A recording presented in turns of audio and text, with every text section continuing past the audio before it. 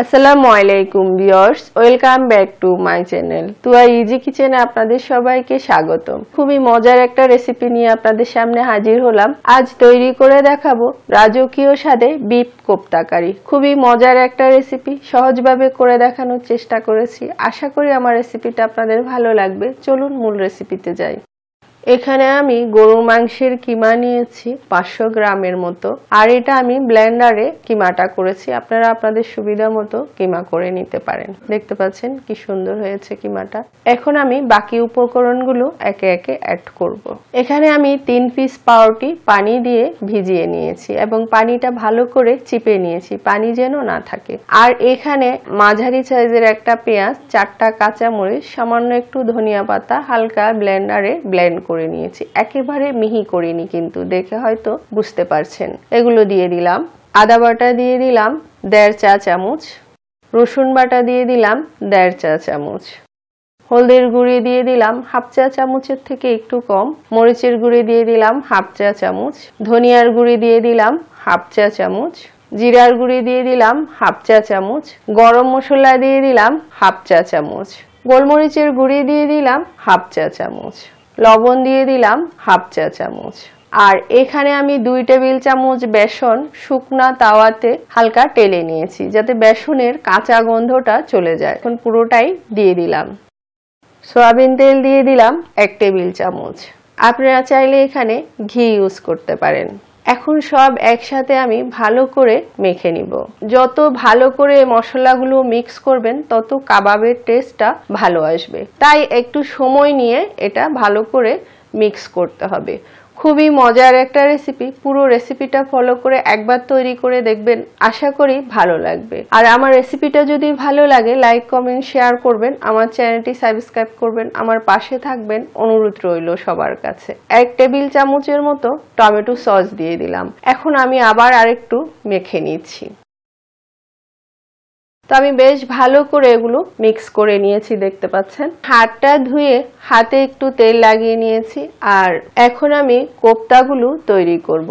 আমি মিডিয়াম সাইজে কোপ্তাগুলো তৈরি করছি। আপনারা আপনাদের পছন্দ মতো বড় ছোট করতে পারেন। তা আমি এইভাবে সবগুলো বানিয়ে নিয়েছি, দেখতে পাচ্ছেন। খেয়াল করবেন যেন সাইডে দিয়ে এটা ফাটা না থাকে। এটা যদি সাইডে দিয়ে ফাটা থাকে তাহলে ভাজার সময় এবং রান্না করার সময় কোপ্তাগুলো ভেঙে যাবে। চুলায় আমি একটা পাতিলে 1 কাপের মতো সয়াবিন তেল দিয়েছি, আর তেলটা গরম হয়ে গেছে। এখন আমি একে একে কোপ্তাগুলো ছেড়ে দিচ্ছি। 2 থেকে 3 মিনিট পর আমি কোপ্তাগুলো উল্টে দিচ্ছি। চুলার আঁচটা মিডিয়ামে আছে। আবার 3 থেকে 4 মিনিট পর আমি এখন কোপ্তাগুলো উঠিয়ে নিচ্ছি। এর চেয়ে বেশি ভাজবো না, কারণ যেহেতু এগুলো রান্না করব তাই এগুলো বেশি ভাজা যাবে না। হালকা ভেজেই আমি উঠিয়ে নিচ্ছি। আর এই তেলটাতে আমি রান্নাটা করব। এখানে আমি 1 কাপ পেঁয়াজ কুচি দিয়ে দিলাম, হালকা একটু নেড়ে চেড়ে দিলাম।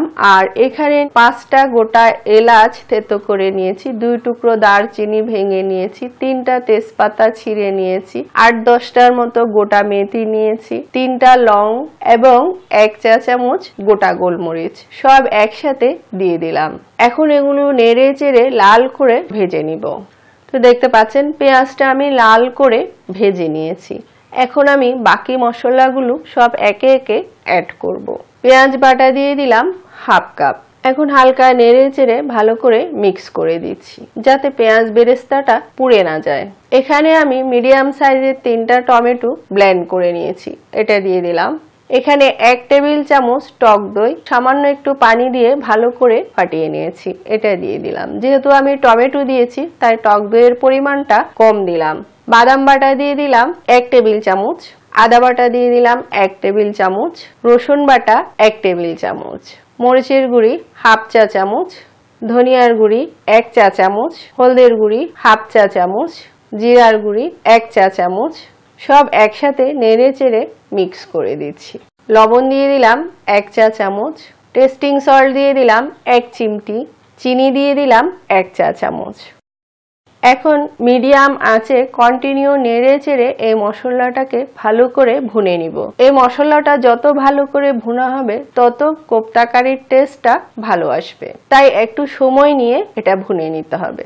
আমি প্রায় 15 মিনিটের মতো সময় নিয়ে মশলাটাকে ভুনে নিয়েছি। দেখতে পাচ্ছেন মশলাটা একদম ভুনা ভুনা হয়ে গেছে এবং তেল ছেড়ে দিয়েছে, খুব সুন্দর ফ্লেভারও বেরিয়েছে। এখন পানি দিয়ে দিলাম প্রায় 4 কাপের মতো।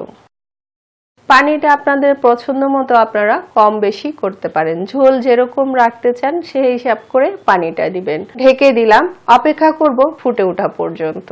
তো দেখতে পাচ্ছেন ঝোলটা বেশ ভালো করে ফুটে উঠেছে। এখন আমি কোপ্তাগুলো একে একে ছেড়ে দিচ্ছি। তো সবগুলো ছেড়ে দিয়েছি আর এভাবে আলতো হাতে একটু নেড়ে চেড়ে দিলাম। মিডিয়াম আছে এখন 15 থেকে 20 মিনিট এগুলো রান্না করব। ঢেকে দিলাম। ফিরে আসলাম 15 মিনিট পর। খুব সুন্দর একটা ফ্লেভার বেরিয়েছে, এত সুন্দর ফ্লেভার বেরিয়েছে বলে বোঝাতে পারবো না। গরম মশলা দিয়ে দিলাম 1/2 চা চামচ, ঘি দিয়ে দিলাম 1 চা চামচ, কাঁচা মরিচ দিয়ে দিলাম 4-5টার মতো, মাঝখানে একটু কেটে দিয়েছি। কেওড়া জল দিয়ে দিলাম 1 চা চামচের মতো। এতে সুন্দর একটা ফ্লেভার আসবে। আলতো হাতে নেড়ে চেড়ে দিচ্ছি এভাবে, দেখতে পাচ্ছেন। বন্ধুরা এখান দিয়ে আমি আরো একটা জিনিস অ্যাড করেছিলাম, আমার ভিডিওটা এখান দিয়ে কেটে গেছে। এই পর্যায়ে 1 টেবিল চামচ পাউডারের দুধ দিবেন। তারপর একেবারে লো আছে 5-6 মিনিটের মতো রান্না করব। তারপর আপনাদেরকে পরিবেশন করে দেখাচ্ছি। ঢেকে দিলাম।